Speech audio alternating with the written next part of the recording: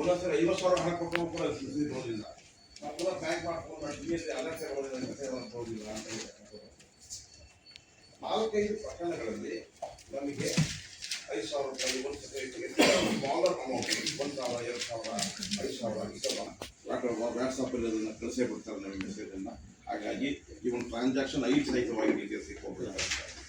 ಹಾಗಾಗಿ 3-4 ಸಂದರ್ಭಗಳಲ್ಲಿ either because of no message alert received from the bank and also ವಿಳಂಬ ಆಗಿದೆ. ಬಟ್ ಆದರೆ ನೇರವಾಗಿ ಖಾತೆಗೆ ಹೋಗಿರೋದ್ರಿಂದ ಒಂದು ಉದಾಹರಣೆ ಕೊಡಬೇಕು ಅಂತಂದರೆ ನಮ್ಮ ಶ್ರೀನಿವಾಸ್ ಅವರು 31ನೇ ತಾರೀಕು ಜನವರಿ 10,000 ರೂಪಾಯಿ ಹಣವನ್ನು ಕೊಟ್ಟಿದ್ದಾರೆ. 20,000 ರೂಪಾಯಿ ಏನೋ ಇತ್ತು ನಾವೇನು ತಿಳಿತೀವಿ, 10,000 ರೂಪಾಯಿ ಹಾಕಿದ್ದಾರೆ ಅಮೌಂಟನ್ನು. ಇವತ್ತು ವಿಷಯ ಇದ್ದಿದ್ದು ಶಿಷ್ಟಾಚಾರ. ಶಿಷ್ಟಾಚಾರ ಬಿಟ್ಬಿಟ್ಟು ಗಂಟೆ ದಯವಿಟ್ಟು ಈಗ ಮಾತಾಡಬೇಡಿ, ತಪ್ಪೇಳ್ಕೊಬೇಡಿ. ಅವ್ರನ್ನ ನಿಮ್ಮ ಮೊಬೈಲ್ ಫೋನ್ಗಳನ್ನ ಸೈಲೆಂಟ್ ಮಾಡಿಕೊಡಿ, ಸಭಾಗೌರವಕ್ಕೆ ಧಕ್ಕೆ ತರಬೇಡಿ. ಮುಖ್ಯವಾಗಿ ನಮ್ಮಲ್ಲಿ ಶಿಷ್ಟಾಚಾರ ಒಂದು, ನಮ್ಮ ಟ್ರಸ್ಟಿನ ಆಡಳಿತ ಮಂಡಳಿ ಸಭೆ. ಇನ್ನೊಂದು, ನಾವು ಹೊರಗಡೆ ಹೋದಾಗ ಅಲ್ಲಿ ನಡೆಯುವಂಥ ಸಭೆ. ಇನ್ನೊಂದು, ನಮ್ಮ ಟ್ರಸ್ಟಿನ ವತಿಯಿಂದ ನಡೆಯುವಂಥ ಸಮಾರಂಭಗಳು, ಸಮ್ಮೇಳನಗಳು. ನಮ್ಮ ಟ್ರಸ್ಟಿನ ವತಿಯಿಂದ ನಡೆಯುವ ಸಮ್ಮೇಳನ, ಸಭೆ, ಸಮಾರಂಭಕ್ಕೆ ನಿರ್ಧಾರ ಮಾಡೋ ಹಕ್ಕು, ಅಧಿಕಾರ ನಮ್ಮ ಟ್ರಸ್ಟ್ಗೆ ಇರುತ್ತೆ. ಇನ್ನೊಂದು, ನಾವು ಬೇರೆ ಉದಾಹರಣೆ ಕಡೂರಿಗೆ ಹೋಗ್ತೀವಿ. ಕಡೂರಿಗೆ ಹೋದಾಗ ಅಲ್ಲಿ ಅವ್ರನ್ನ ಸಹಮತಿಗೆ ತೊಗೊಂಡು, ವಿಶ್ವಾಸಕ್ಕೆ ತೊಗೊಂಡು ಯಾರನ್ನ ಕರಿಬೇಕು, ಯಾರನ್ನ ಬಿಡಬೇಕು ಅನ್ನೋದನ್ನ ಅವ್ರು ನಿರ್ಧಾರ ಮಾಡ್ತಾರೆ. ಯಾವ ಮುಖ್ಯಸ್ಥರು ಕರಿಬೇಕು, ಯಾವ ರಾಜಕೀಯದವ್ರು ಕರಿಬೇಕು ಅನ್ನೋದು ಅವ್ರು ನಿರ್ಧಾರ ಮಾಡ್ತಾರೆ. ಅವರ ನಿರ್ಧಾರಕ್ಕೆ ನಾವು ಸಹಮತ ವ್ಯಕ್ತಪಡಿಸಲೇಬೇಕು. ನಮ್ಮ ಟ್ರಸ್ಟಿನ ಸಭೆ ಸಮಾರಂಭಗಳಲ್ಲಿ ಮುಖ್ಯವಾಗಿ ನಮ್ಮ ಆಡಳಿತ ಮಂಡಳಿ, ಮ್ಯಾನೇಜಿಂಗ್ ಟ್ರಸ್ಟಿಗಳು, ಸೆಕ್ರೆಟರಿಗಳು ಕಡ್ಡಾಯವಾಗಿರಲೇಬೇಕು. ಅದ್ರ ಜೊತೆಗೆ ವೇದಿಕೆ ಮೇಲೆ ಮೊನ್ನೆ ದಾವಣಗೆರೆ ಹೋದಾಗ 10 ಜನ ಕೂತ್ಕೊಳ್ಳೋಕ್ಕಾಗ್ತಾ ಇರಲಿಲ್ಲ. ಎಲ್ಲಿ ಕೂರಿಸ್ತೀರ? ಅಲ್ಲಿ ಮೂಲೆಯಲ್ಲಿ ಕೂತ್ಕೊಂಡು ಮಾಡೋಕ್ಕಾಗಲ್ಲ. ಕರಿಬೇಕಾಗ್ತದೆ, ತಾಲೂಕು ಅಧ್ಯಕ್ಷಗಳನ್ನ ಕರಿಬೇಕಾಗ್ತದೆ. ಆಮೇಲೆ ಸಮಾಜದಲ್ಲಿ ನಮ್ಮ ಸಮಾಜದ ಗಣ್ಯ ವ್ಯಕ್ತಿಗಳನ್ನು ಸಹ ಕರಿಬೇಕಾಗ್ತದೆ, ಪೂಜ್ಯನ ಕರಿಬೇಕಾಗ್ತದೆ. ಆಯಾ ಸಂದರ್ಭ ಲೋಕಲ್ನವರು ಡಿಸೈಡ್ ಮಾಡ್ತಾರೆ. ನಮ್ಮ ಟ್ರಸ್ಟಿನ ಸಭೆಗಳಲ್ಲಿ ಯಾರನ್ನು ಕೂತ್ಕೋಬೇಕು? ಪ್ರಧಾನ ಮಹಾಪೋಷಕರು, ಪೋಷಕರು, ಆಡಳಿತ ಮಂಡಳಿ ಸದಸ್ಯರು. ಜಾಗ ಇದ್ದರೆ ಸಂಸ್ಥಾಪಕ ಟ್ರಸ್ಟ್ಗಳು ಕೂತ್ಕೋಬೋದು. ಆ ಜಾಗ ಇರೋಲ್ಲ ನಮ್ಮ ಸಭೆ ಸಮಾರಂಭಗಳಿಗೆ. ಇನ್ನು ಎರಡನೇದು, ಸಮಾರಂಭ ಮಾಡ್ತೀವಿ ಅಂದ್ಕೊಳ್ಳಿ, ವಿದ್ಯಾರ್ಥಿಗಳಿಗೆ ಏನೋ ಸಹಾಯ ಮಾಡ್ತೀವಿ, ಟ್ರೈನಿಂಗ್ ಪ್ರೋಗ್ರಾಮ್ ಮಾಡ್ತೀವಿ. ಅಂಥ ಸಂದರ್ಭದಲ್ಲಿ ಯಾರನ್ನ ಕೂರಿಸ್ಬೋದು? ಯಾರನ್ನ ಕೂರ್ಸೋಕ್ಕಾಗಲ್ಲ ಅನಿವಾರ್ಯವಾಗಿ. ಅದನ್ನು ಯೋಚನೆ ಮಾಡಿ.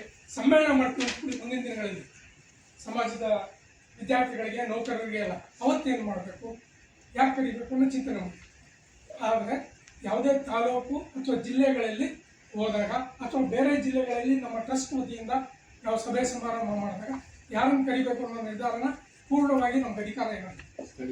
ನಾವು ಸಲಹೆ ಕೊಡ್ಬೋದು ಅವ್ರಿಗೆ. ಅವ್ರ ಸ್ಥಳೀಯ ವಿರೋಧ ಮಾಡಿದ್ರೆ ನಾವೇನು ಮಾಡೋಕ್ಕಾಗಲ್ಲ. ಅದನ್ನೆಲ್ಲ ಗಮನದಲ್ಲಿ ಇಟ್ಕೊಂಡು, ಇದು ಭಾವನಾತ್ಮಕ ಮನಸ್ಸಿನಿಂದ ಯೋಚನೆ ಮಾಡೋದಲ್ಲ, ಬುದ್ಧಿಯಿಂದ ಯೋಚನೆ ಮಾಡಿ. ಇಲ್ಲಿ ಏನು ವಿಷಯಕ್ಕೆ ಏನು ಹೇಳ್ತಾರೆ ಅಷ್ಟನ್ನೇ ಮಾತಾಡಿ, ಬೇರೆ ವಿಷಯಗಳೆಲ್ಲ ಆಮೇಲೆ ಮಾತಾಡ್ಕೊಂಡು ಯಾವುದೇ ಬೇಡದ ವಿಚಾರಗಳು ಬೇಕಾಗಿಲ್ಲ. ಯಾಕಂದರೆ ಎಲ್ಲರೂ ಬುದ್ಧಿವಂತರಿದ್ದೀವಿ ನಾವು. ಆ ವಿಚಾರಕ್ಕೆ ಬಂದಾಗ ವಿಚಾರಕ್ಕೆ ಸಂಬಂಧಪಟ್ಟಾಗ ಮಾತಾಡಿ ಈ ಸಭೆ ಎಲ್ಲರೂ ಸಹಮತ ವ್ಯಕ್ತಪಡಬೇಕು.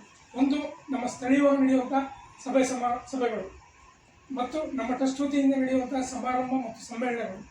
ಇನ್ನೊಂದು, ಬೇರೆ ಊರಿನಲ್ಲಿ ನಮ್ಮ ಟ್ರಸ್ಟ್ ವತಿಯಿಂದ ಆಯೋಜನೆ ಮಾಡುವಂಥ ಅಥವಾ ಅಲ್ಲಿಯ ಸ್ಥಳೀಯರ ಕೋರಿಕೆ ಮೇಲೆ ನಮ್ಮ ಟ್ರಸ್ಟು ಮತ್ತು ಟ್ರಸ್ಟಿನ ಪದಾಧಿಕಾರಿಗಳು ಅಲ್ಲಿ ಹೋಗಿ ನಮ್ಮ ವಿಷಯಗಳನ್ನ ಹೇಳಿ ನಮ್ಮನ್ನು ಹೆಚ್ಚಿನ ಟ್ರಸ್ಟಿಂಗ್ಗಳನ್ನ ಮಾಡ್ಕೊಳ್ಳುವಂಥ ವಿಚಾರಗಳನ್ನ ಮಾಡುವಂಥ ಸಂದರ್ಭದಲ್ಲಿ ಅಲ್ಲಿ ಸ್ಥಳೀಯರನ್ನೇ ಕೇಳಬೇಕಾಗ್ತದೆ. ನಾವು ಅಲ್ಲಿ ಹೋಗ್ಬಿಟ್ಟು ಅವ್ರನ್ನ ಕರೆಯಲ್ಲ, ಇವ್ರನ್ನ ಕರೆಯಲ್ಲ, ಇವ್ರು ಯಾಕೆ ಬರ್ತಾರೆ ಅನ್ನೋದು ತಪ್ಪದು ಅಂತ ನನ್ನ ಅಭಿಪ್ರಾಯ. ದಯವಿಟ್ಟು ಈ ಬಗ್ಗೆ ಎಲ್ಲರೂ ಸೇರಿ ಚಿಂತನೆ ಮಾಡಿ. ಗಮನದಲ್ಲಿದೆ.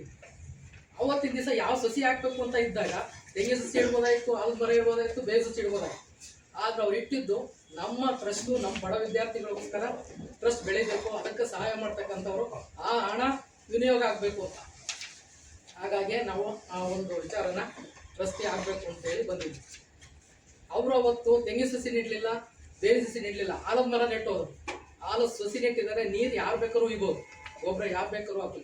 ಟ್ರಸ್ಟ್ ಬೆಳೀತಾ ಇರೋದು ನಮ್ಮ ಸಮಾಜಕ್ಕೋಸ್ಕರ. ವೇದಿಕೆ ಮೇಲೆ ಕೂತ್ಕೊಳ್ಳೋದಕ್ಕೆ ನಾವು ನಂಬಿದ್ದು, ನಾವು 4 ಜನ, ಬಂಡಿ sir, Shivashankar sir, Jagannath Sagar sir, Lokeshappa sir, ಇಷ್ಟು ನಾವೆಲ್ಲರೂ ಬಂದಿದ್ದು ಆ ನಂತರದಲ್ಲಿ. ನಾವು ಸಸಿಗೆ ಯಾವ ಗೊಬ್ಬರ ಹಾಕಬೇಕು, ಯಾವ ನೀರು ಹಾಕಬೇಕು ಅಂತ ಹೇಳೋದು ಆಮೇಲೆ. ಬಟ್ ಪ್ರಾರಂಭ ಮಾಡಿದ್ದು ಅಲ್ಲಿಂದ. ಇವತ್ತು ನಮ್ಮ ಟ್ರಸ್ಟ್ ಬೆಳೀತಾ ಇದೆ. ಅದು ಬೆಳೆದು ಎಮ್ಮರ ಆಗಲಿ ಆಲ್ಮರ ಆಗಲಿ ನಾವು ಆಸೆ ನಮ್ದು ಅಷ್ಟೇ. ಹಣ್ಣು ಯಾರು ತಿಂತಾರೆ ಅನ್ನೋದು ಇಂಪಾರ್ಟೆಂಟ್ ಅಲ್ಲ, ತಿನ್ನೋದಕ್ಕೆ ನಮ್ಮ ಸಮಾಜದ ಮಕ್ಕಳಿದ್ದಾರೆ. ಇವತ್ತು ನಾವು ಅದನ್ನು ಬೆಳೆಸ್ಬೇಕು, ಆ ರೀತಿ ಹೋಗ್ಬೇಕು. ಯಾರು ಕೂತ್ಕೋಬೇಕು, ನಾವು ಕೂತ್ಕೋಬೇಕಾದ್ದು ನಾವು ಅಲ್ಲಿ ಕೂತಿದ್ರು ನಾವು ಯಾರು ಚಿಕ್ಕವರಾಗಿಲ್ಲ, ಎಲ್ಲರೂ ದೊಡ್ಡವರೇ. ನಿಮ್ಮ ಲೆವೆಲ್ಗೆ ನೀವೆಲ್ಲರೂ ದೊಡ್ಡವರೇ. ನಾವು ಯಾರನ್ನೂ ಅಲ್ಲಿ ಕೂತ ತಕ್ಷಣಕ್ಕೆ ದೊಡ್ಡವರು, ಇಲ್ಲಿ ಕೂತವ್ರು ಚಿಕ್ಕವರು ಅಂತ ನಾನು ಅಂದ್ಕೊಂಡಿಲ್ಲ. ಅದಾಗ್ಲೂ ಮುಂದಿನ ದಿನಗಳಲ್ಲಿ ಈ ಟ್ರಸ್ಟ್ ಚೆನ್ನಾಗಿ ಬೆಳೀಲಿ, ಮುಂದಿನ ಬರ್ತಕ್ಕಂಥ ಇನ್ನೂ ಜನ ಟ್ರಸ್ಟಿಗಳಾಗಲಿ, ಇನ್ನೂ ಹೆಚ್ಚಿನ ಆದಾಯ ತಗೊಂಡು ನಮ್ಮ ಮಕ್ಕಳಿಗೆ ಹೆಚ್ಚಿಗೆ ಅನುಕೂಲ ಆಗಲಿ ಅಂತ ಅನ್ನೋ ಒಂದು ಆಸೆ ನಮ್ಮದು.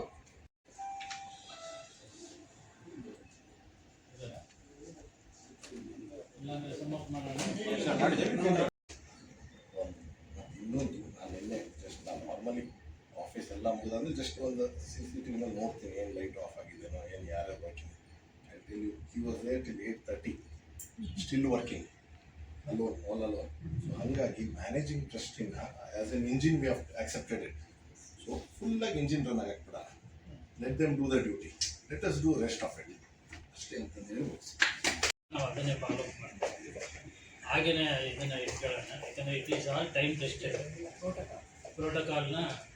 ಅಲ್ಲೇನಪ್ಪ ಅಂದರೆ ಒಂದು ಆರ್ಡರ್ ಆಫ್ ಪ್ರೆಸಿಡೆನ್ಸ್ನ ಯಾವತ್ತೂ ನಮ್ಮ ಯಾವುದೇ ಕಾರ್ಯಕ್ರಮ ಎಲ್ಲಾದರೂ ನಡೆಯುವಾಗ ಅದೇ ಆರ್ಡರ್ ನಮ್ಮ ಕಡೆಯಿಂದ, ನಮ್ಮ ಟ್ರಸ್ಟಿನ ಕಡೆಯಿಂದ, ಇನ್ನು ಬೇರೆದನ್ನ ಹೇಳ್ತೀನಿ. ಟ್ರಸ್ಟಿನ ಕಡೆಯಿಂದ managing trustee, trustee secretary, this is order of ಪ್ರೆಸಿಡೆನ್ಸ್ನ ಹೇಳ್ಕೊಂಡು ಹೋಗ್ತಾ ಇದ್ದಾರೆ. ಅಂದರೆ ಪ್ರಧಾನ ಪೋಷಕರು ಮತ್ತು ಟ್ರಸ್ಟ್ಗೆ ಇತರೆ ಪದಾಧಿಕಾರಿಗಳಿದ್ದಾರೆ,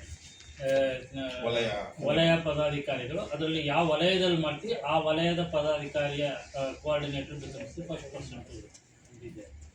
ಸೊ ಪದಾಧಿಕಾರಿಗಳು, ಆಮೇಲೆ ಸಂಸ್ಥಾಪಕ ಟ್ರಸ್ಟಿ, ಆ್ಯಸ್ ಎ ಸೆಡ್ ಸಂಸ್ಥಾಪಕ ಟ್ರಸ್ಟಿ ಅಂದರೆ ಯಾಕಂದರೆ ಇದು ಬೆಳೀತಾ ಹೋದಂಗೆ 200 ಜನ ಟ್ರಸ್ಟಿಗಳಿದ್ರೆ ಯಾರು ಅನ್ನೋವಾಗ ಅದ 21 ಮೆಂಬರ್ಸ್ ವಿಲ್ ಕಮ್ ಅಪ್ ಮೇಲೆ ಸಂಸ್ಥಾಪಕ ಟ್ರಸ್ಟಿಗಳು, ಆನಂತರ ಟ್ರಸ್ಟಿಗಳು. ಇದು ಅಲ್ಲಿ ಸ್ಥಳದ ನೋಡಿಕೊಂಡು ಸ್ಥಳ ಲಭ್ಯತೆಯ ಆಧಾರದ ಮೇಲೆ ಟ್ರಸ್ಟಿ ಅಂದರೆ managing trustee, deputy managing trustee, trustee secretary ಗಳು ತೀರ್ಮಾನ ತೆಗೆದುಕೊಳ್ಳೋಕ್ಕೆ ಒಂದು ಅಧಿಕಾರವನ್ನು ಕೊಡಬೇಕಾಗ್ತದೆ. ಅಂದರೆ ನೋಡಿಕೊಂಡು ಜಾಗ ನೋಡಿಕೊಂಡು ಯಾರಿಗೆ ಹೆಂಗೆ ಕೊಡಬೇಕು. ಇನ್ನೊಂದು ಅದೇ ಅವರು ಹೇಳಿದ ಹಾಗೆ ಆಯಾ ಸ್ಥಳದಲ್ಲಿರೋದು, ಯಾಕಂದರೆ ನಮ್ಮ ಟ್ರಸ್ಟ್ಗೆ ಒಳ್ಳೆಯದಾಗಬೇಕು ಅನ್ನೋವಾಗ ನಾವು ಬೇರೆ ಸ್ಥಳದಲ್ಲಿ ಹೋಗಿ ಮಾಡ್ತೀವಿ ಅಂದಾಗ ಅಲ್ಲಿ ಪ್ರಭಾವ ಇರುವಂತಹ ವ್ಯಕ್ತಿಗಳಿಗೆ ಒಂದು ಸ್ಥಾನಮಾನ ತುಂಬ ಜನ ಇರ್ಬೋದು, ಬಟ್ ಅವರಲ್ಲಿ ಯಾರು ಒಬ್ಬರೋ ಇಬ್ಬರಿಗಾದರೂ ನಾವು ಅಲ್ಲಿ ಆ ಸ್ಥಳದಲ್ಲಿ ಕೊಟ್ಟವಾಗ ನಮ್ಮ ಟ್ರಸ್ಟಿಗೆ ಒಳ್ಳೆಯದಾಗ್ತದೆ ಅನ್ನುವಂಥ ಸಂದರ್ಭ ಇದ್ದಾಗ ಆ ಸ್ಥಳದ ಮೇಲೆ ಪ್ರಭಾವವಿರುವಂತಹ ವ್ಯಕ್ತಿಗಳು ಮೀನ್ಸ್ ಇಟ್ ಈಸ್ ಟೋಟಲಿ ಇದು ಅಂದರೆ ಅವರು ರಾಜಕೀಯದವರಾಗಿರ್ಬೋದು,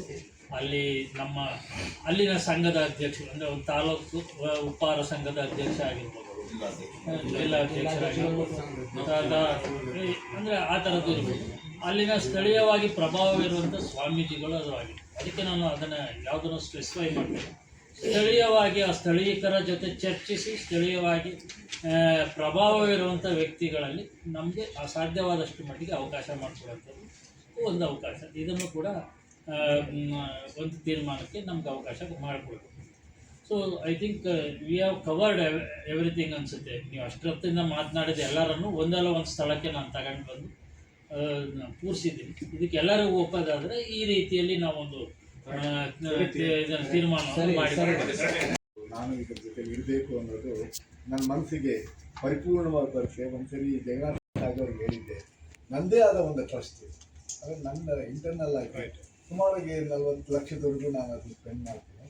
ಅದನ್ನು ಕಮ್ಮಿ ಮಾಡ್ತಾ ನಿಮ್ಮಲ್ಲಿ ಭಾಳ ಸಿಸ್ಟಮ್ಯಾಟಿಕ್ ಆಗಿ ಮಾಡೋದ್ರಿಂದ ನಾನು ಎಷ್ಟೋ ಜನಕ್ಕೆ ಕೊಡೋರು ಶ್ರೀಮಂತರು ಇರ್ಬೋದು.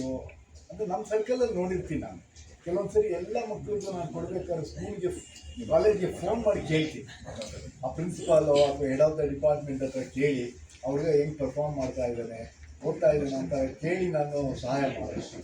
ಪ್ರತಿಯೊಂದು ಸಹಾಯ ಮಾಡೋದಕ್ಕೂ ನಾನು ಅಕೌಂಟ್ ಇಟ್ಕೊಳ್ತೀನಿ. ನಾನು ಸಹಾಯ ಮಾಡೋದು ಸಹ ನನ್ನ ದುಡ್ಡು ಎಲ್ಲೂ ವೇಸ್ಟ್ ಆಗಬಾರ್ದು, ನನ್ನ ದುಡ್ಡಿಗೆ ಉಪಯೋಗ ಆಗಬೇಕು. ಅದು ಹಾರ್ಡ್ ಆ್ಯಂಡ್ ಮನಿ, ಆ ಉಪಯೋಗ ಆಗುತ್ತಾ ಅನ್ನೋದನ್ನ ನಾನು ಕ್ರಾಸ್ ವೆರಿಫೈ ಮಾಡ್ತಾ ಇರ್ತೀನಿ. ಅದು ನಿಮ್ಮ ಟ್ರಸ್ಟಲ್ಲಿ ಮಾಡ್ತಾ ಇರುವಂಥ ಇದಕ್ಕೆ ನನ್ನ ಸಂಪೂರ್ಣ ಬೆಂಬಲನ ನಾನು ಮುಂದೆನೂ ಸೂಚಿಸ್ತೀನಿ ಅಂತ ಹೇಳ್ತೀನಿ. ಏನು ದಾನಿಗಳ ಪಟ್ಟಿ ಇತ್ತು ಅವೆಲ್ಲವನ್ನು ಕೊಟ್ಟಿದ್ದೀವಿ. ಎಲ್ಲಿ ಒಂದೆರಡು ರಸೀದಿ ಕ್ಯಾನ್ಸಲ್ ಆಗಿದ್ರೆ ಆ ಕ್ಯಾನ್ಸಲ್ ರಸೀದಿ ಕೂಡ ಕೊಟ್ಟಿದ್ದೀವಿ. ಇಲ್ಲಿವರೆಗೆ ನಮಗೆ 4 ಬುಕ್ ಖರ್ಚಾಗಿತ್ತು. ಬಹುಶಃ ನಿನ್ನೆಯಿಂದ ನಾವು 5ನೇ ಬುಕ್ಕನ್ನು ನಾವು ಓಪನ್ ಮಾಡಿದ್ದೇವೆ. ಇದಕ್ಕೆ ನಾವು ಸ್ಟಾಕ್ ರಿಜಿಸ್ಟರ್ನ ಫಸ್ಟ್ ಮೇಂಟೈನ್ ಮಾಡಬೇಕು. ಯಾಕೆಂತಂದರೆ ಹಣಕಾಸಿನ ವ್ಯವಹಾರ ಬಂದಾಗ ಹಣಕಾಸಿನ ಪಾವತಿಗೆ ದೃಢೀಕರಣ ಪತ್ರವೇ ರಸೀದಿಯಲ್ಲಿ ಎಷ್ಟೆಷ್ಟು ಅಮೌಂಟ್ ನಾವು ಹಾಕಿದ್ದೀವಿ, ಯಾವುದು ಕ್ಯಾನ್ಸಲ್ ಆಗಿದೆ ಅಂತಕ್ಕಂಥದ್ದು ಕೂಡ ನಾವು ಸ್ಪಷ್ಟವಾಗಿರಬೇಕು. ಹಾಗಾಗಿ ಆ ಸ್ಟಾಕ್ ರಿಜಿಸ್ಟರ್ನ ನಿರ್ವಹಣೆ ಮಾಡಬೇಕು ಅಂತಕ್ಕಂತಹ ಒಂದು ಅಭಿಪ್ರಾಯವನ್ನು ಶಿವಶಂಕರ್ ಕೊಟ್ಟರು ನಮಗೆ. ಜಿಲ್ಲಾ ಪಂಚಾಯತ್ನಲ್ಲಿ ನಾವು ಏನು ಮಾಡಬೇಕಾಗ್ತದೆ, ಯಾಕೆ ಅಂತಂದರೆ ನಾವು we are declaring to the public ಏನಂತ ನಾವು ಇಷ್ಟು ರಸೀದಿ ಬುಕ್ಕನ್ನು ಪ್ರಿಂಟ್ ಮಾಡಿಸಿದ್ದೇವೆ ಮತ್ತು ಇಷ್ಟು ಬಳಕೆ ಆಗ್ತಾ ಇದೆ ಅಂತ ಕನ್ಸಲ್ಟ್.